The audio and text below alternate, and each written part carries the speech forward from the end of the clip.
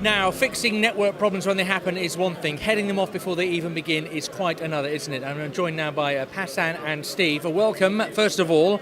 We're looking now at the proactive service assurance via closed-loop predictive AI and machine learning. Passan, tell me more about this challenge and how you're tackling it with this catalyst.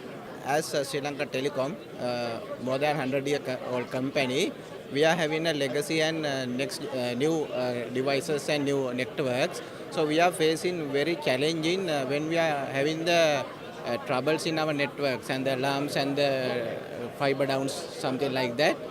So we are struggling around hours, maybe 1 or 2 hours to even find out the root cause. So I joined this Catalyst project to take the challenge of SLT to improve, rectify the problems, reduce minutes.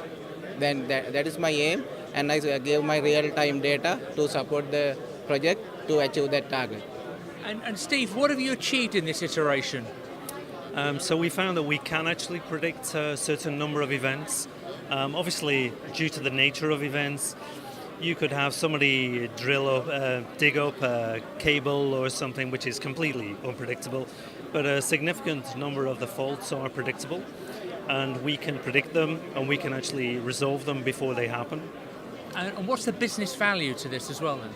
So the business value is that the customers, their experience is more positive because they're not actually impacted by a problem.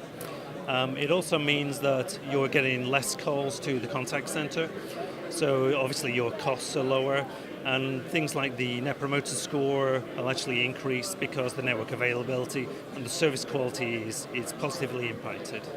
And within the process of getting this catalyst sorted, are you using real data?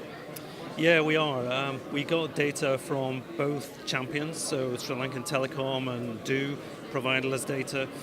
So they gave us a huge amount of information that we used, because I think it's important in these kind of scenarios to try and use real data, otherwise it's just all simulated.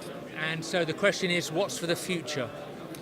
So in the future, we're looking to use additional data sources. So we're going to pull information such as ticketing information.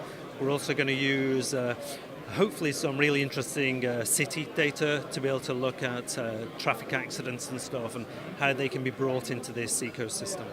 Steve, thank you very much. Passan, thank you for your time. Thank you.